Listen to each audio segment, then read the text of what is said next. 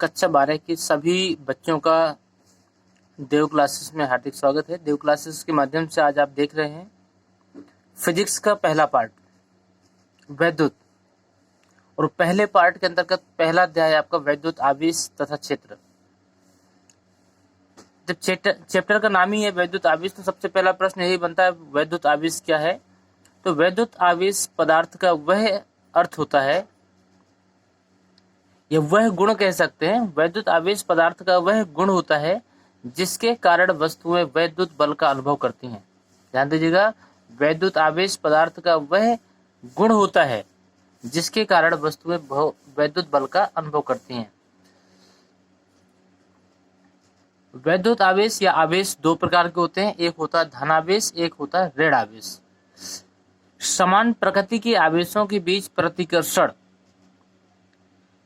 तथा विपरीत प्रकृति के आवेशों के बीच आकर्षण बल कार्य करता है। ध्यान दीजिए, प्लस प्लस दो आवेश होते हैं, एक प्लस और एक माइनस।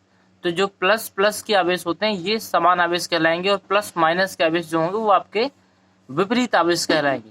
तो जो समान आवेश जब होंगे तो वहां पर प्रतिकर्षण बल कार्य करेगा, जबकि विपरीत आवेशों में आकर्षण बल कार्य करता है।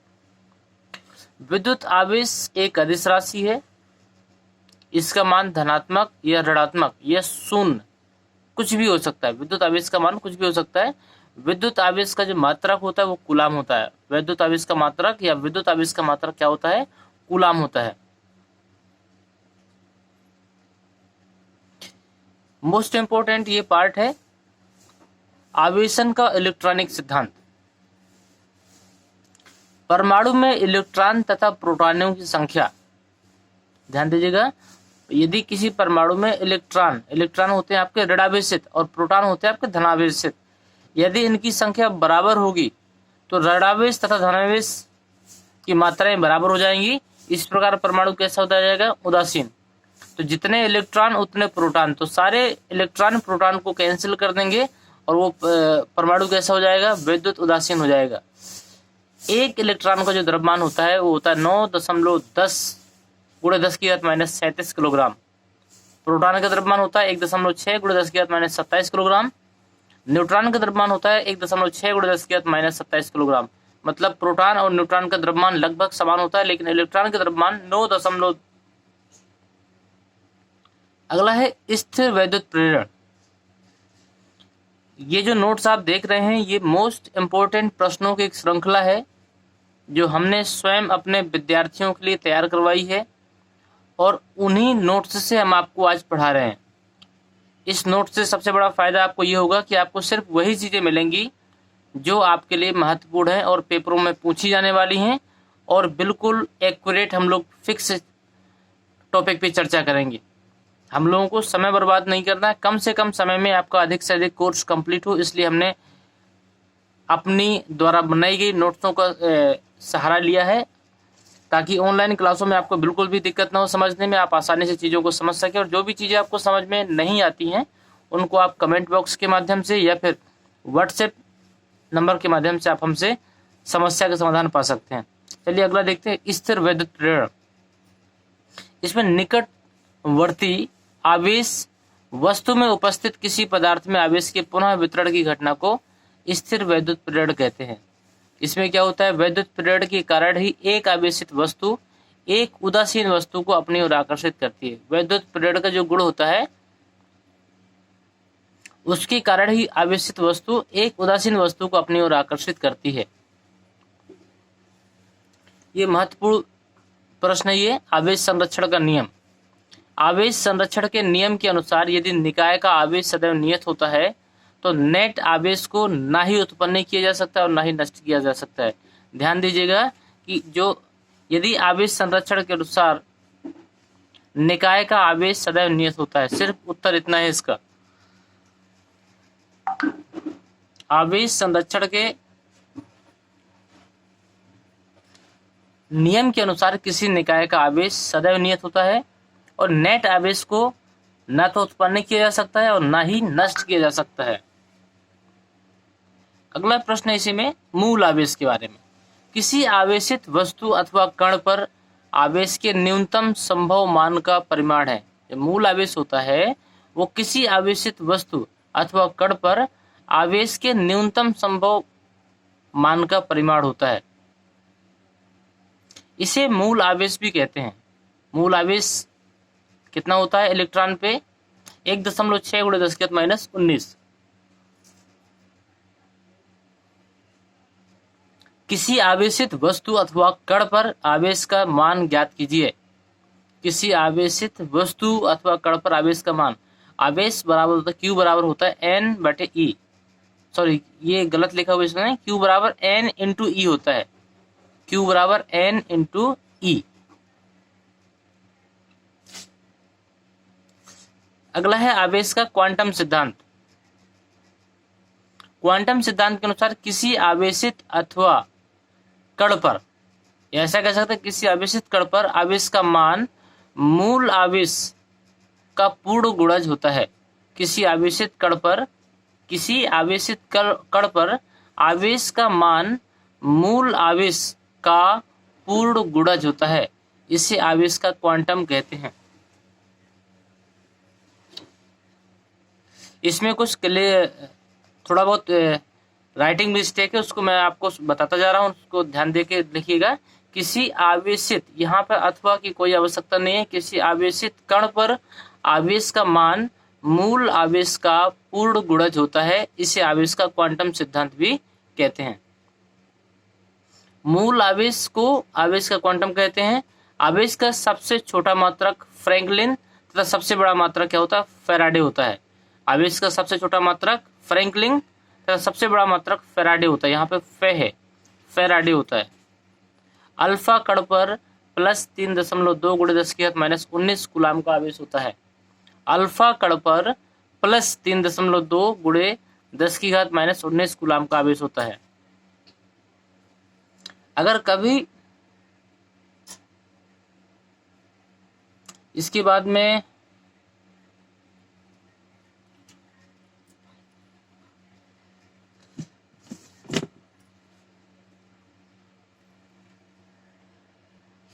ये कुछ भौतिक नियतांक के मान दिए गए हैं। इलेक्ट्रॉन पर आवेश होता है आपका 1.6 × 10⁻⁻⁹। इलेक्ट्रॉन पर द्रव्यमान होता है 9 × 10⁻31 किलोग्राम का। प्रोटॉन पर आवेश होता है +1.6 × 10⁻⁹ कूलम का। प्रोटॉन पर द्रव्यमान होता है 1.67 × 10⁻27 किलोग्राम का। अल्फा कण पर आवेश होता है +3.2 × 10⁻⁹ कूलम का। अल्फा कण पर द्रव्यमान होता है 6.68 × 10⁻27 किलोग्राम। 1/4πε0, इसका आपको आगे एक मालूम होगा क्या है ये। एक नियतांक है आपका 1/4πε0 बराबर ये 9 × 10⁻9 होता है। 9 × 10⁻9। अगर यहाँ पर जहाँ भी 1/2 4πε0 लिखा मिले, इस पूरे का मान होता है 9 × 10⁻9 न्यूटन मीटर स्क्वायर प्रति कूलम स्क्वायर। जहाँ पर ε0 जो होता है, ε0 उसे निर्वात की विद्युतशीलता भी बोलते हैं। ये ε0 जो E0 लिखा हुआ है ε0 है, इसे निर्वात की विद्युतशीलता भी बोलते हैं। इसका मान होता है 8.85 × 10⁻12 कूलम न्यूटन मीटर स्क्वायर। अगला है आपका सार्वत्रिक गुरुत्वाकर्षण नियतांक कैपिटल जी। स्मॉल जी होता है स्मॉल जी को बोलते हैं गुरुत्वीय त्वरण, जबकि कैपिटल जी होता है आपका सार्वत्रिक गुरुत्वाकर्षण नियतांक। इसका मान होता है 6.67 × 10⁻11 न्यूटन मीटर स्क्वायर प्रति कूलम स्क्वायर।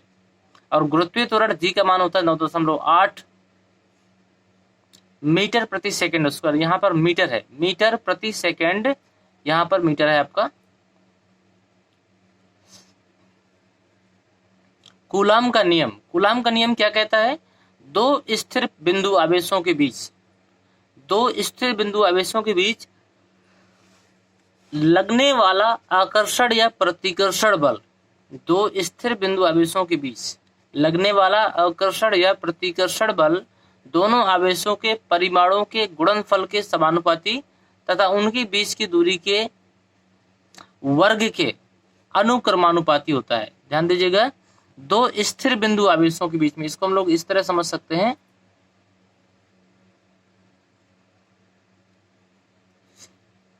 ये एक रेखा है, एक आवेश आपका यहाँ पर है, एक आवेश आपका यहाँ पर है, तो ये दो बिंदु आवेश हो गए। इन दोनों बिंदु आवेशों के बीच जो लगने वाला, यहाँ पर अगर प्लस है और यहाँ भी प्लस है, तो इन दोनों के बीच में प्रतिकर्षण बल लगेगा। लेकिन यहाँ पर प्लस है और यहाँ पर माइनस है, इन दोनों के बीच आकर्षण बल लगेगा। तो ध्यान दीजिएगा कि दो बिंदुओं के बीच लगने वाला आकर्षण या प्रतिकर्षण बल दोनों आवेशों के परिमाणों के गुणनफल के समानुपाती तथा उनकी बीच की दूरी के वर्ग के व्युत्क्रमानुपाती होता है। इसको इस तरह भी लिख सकते हैं, F समानुपाती Q1 बटे Q2 बटे R²। ये आपके देखिए दो आवेश दिए गए हैं, समानुपाती का चिन्ह हटाया हमने तो यहाँ पर K लगा दिए, जहां पर K एक नियतांक है, जहां पर K को हम लोग 1/4πε0 भी लिखते हैं, जिसका मान कितना होता है 9 × 10⁹ कूलाम की परिभाषा क्या है? मोस्ट इंपोर्टेंट है ये कूलाम की परिभाषा। एक कूलाम वह आवेश है जो किसी चालक में 1 एम्पियर की धारा प्रवाहित होने पर उसके अनुप्रस्थ परिच्छेद से प्रति सेकंड गुजरता है।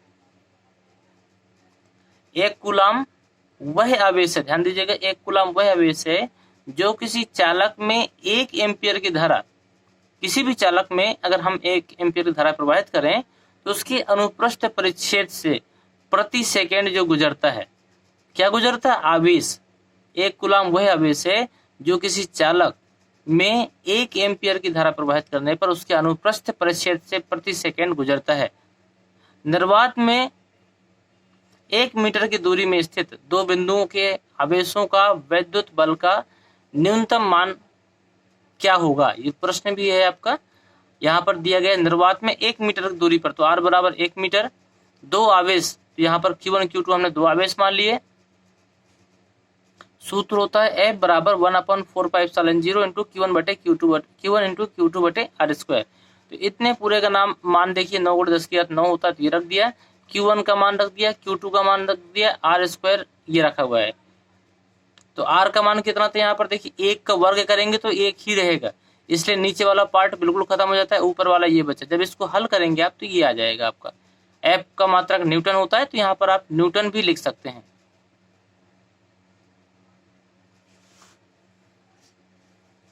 कुछ विमीय राशि हैं, देखिए कि इसको कैसे बनाना है।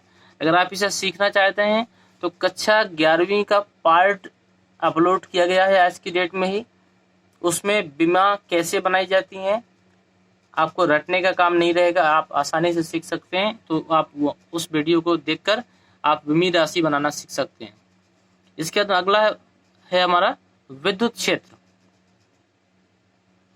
किसी आवेश या आवेशित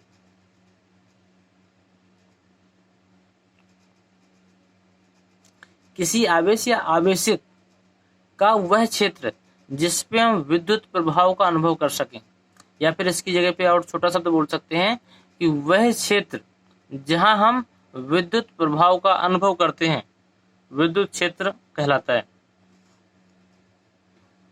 इसकी परिभाषा होगी किसी आवेशित वस्तु के चारों ओर का वह क्षेत्र जहां पर हम विद्युत प्रभाव का अनुभव करते हैं, विद्युत क्षेत्र कहलाता है। विद्युत क्षेत्र की तीव्रता ज्ञात करने के लिए विद्युत क्षेत्र के किसी बिंदु पर क्षेत्र की तीव्रता उस बिंदु पर रखे एकांक धन आवेश पर कार्य करने वाले बल के बराबर होती है। यह आपसे प्रश्न पूछा जा सकता है, विद्युत क्षेत्र की तीव्रता किसे कहते हैं?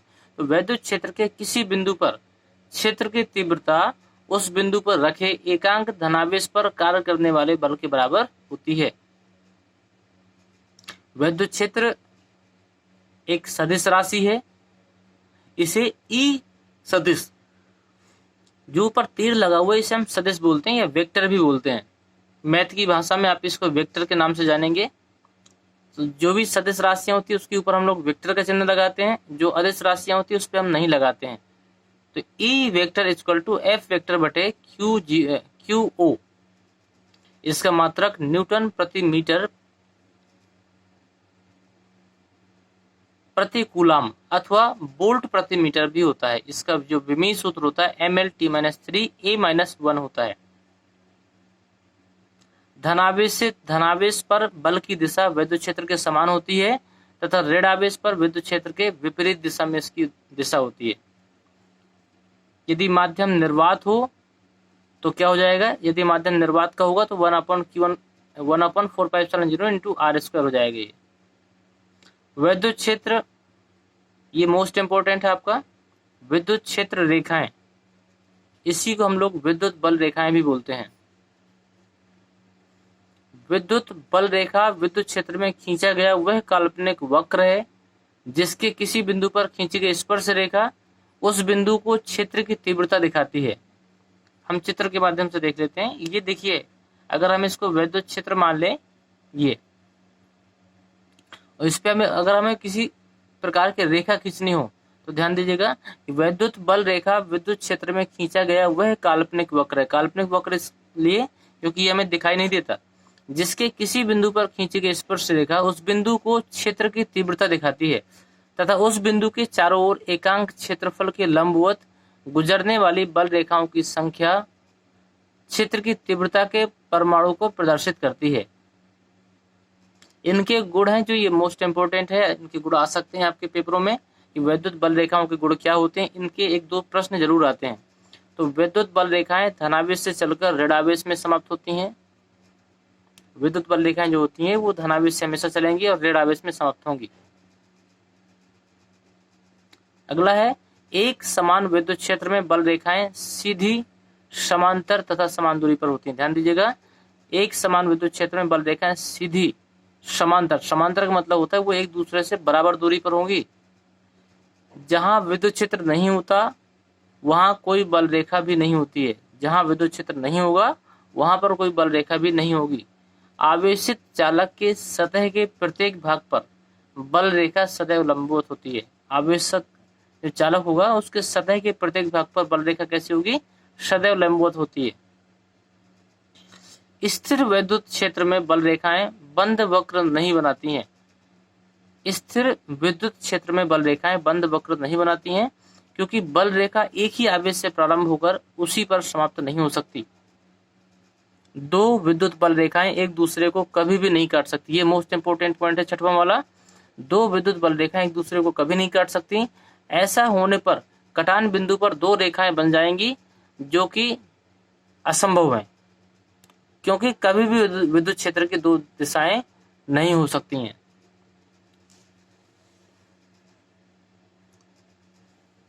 अगला है आपका विद्युत फ्लक्स। विद्युत क्षेत्र में स्थित किसी पृष्ठ से, विद्युत क्षेत्र में स्थित किसी पृष्ठ से विद्युत फ्लक्स उस पृष्ठ से गुजरने वाली बल रेखाओं की माप होती है। ध्यान दीजिएगा, विद्युत क्षेत्र में स्थित किसी पृष्ठ से विद्युत फ्लक्स उस पृष्ठ से गुजरने वाली बल रेखाओं की माप होती है। तो विद्युत फ्लक्स क्या है, पृष्ठ से गुजरने वाली बल रेखाओं की संख्या या माप। अथवा इसकी ये भी परिभाषा है, एक समान विद्युत क्षेत्र में स्थित किसी समतल पृष्ठ से गुजरने वाला पृष्ठ विद्युत फ्लक्स पृष्ठ के अभिलंबवत क्षेत्र की तीव्रता के घटक तथा पृष्ठ के क्षेत्रफल के गुणनफल के बराबर होता है। फाई बराबर ES cos थीटा भी इसको लिखते हैं। ध्यान दीजिएगा, एक समान विद्युत क्षेत्र में स्थित किसी पृष्ठ से गुजरने वाला विद्युत फ्लक्स, ये विद्युत फ्लक्स को हम लोग फाई से लिखते हैं। ये किसके बराबर होता है, विद्युत क्षेत्र की तीव्रता तथा क्षेत्रफल। ये E क्या है, विद्युत क्षेत्र की तीव्रता ES cos थीटा है। तो E है विद्युत क्षेत्र की तीव्रता तथा उस पृष्ठ के क्षेत्रफल, S क्या है, क्षेत्रफल के गुणनफल के बराबर होती है। cos थीटा दिशा को प्रदर्शित करती है। इसकी कुछ चीजें देखनी है यहाँ पर। इसका मात्रक क्या होता है, न्यूटन मीटर प्रति कूलाम होता है, इसे वोल्ट मीटर भी कहते हैं। विद्युत फ्लक्स का जो विमीय सूत्र होता है ml3t-3 a-1 होता है। विद्युत फ्लक्स एक अदिश राशि होती है। विद्युत फ्लक्स कैसी होती है, एक अदिश राशि होती है। विद्युत फ्लक्स तथा विद्युत क्षेत्र में निम्नलिखित संबंध होता है, E बराबर EdS, E vector into DS vector होता है। DS ES के क्षेत्रफल को दर्शाता है।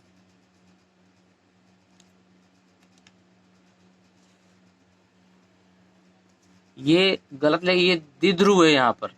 वैद्युत दीर्घ नहीं है, यहाँ पर द्विध्रुव है। वैद्युत द्विध्रुव, यहाँ पर दी है, आपको दी लिखना है।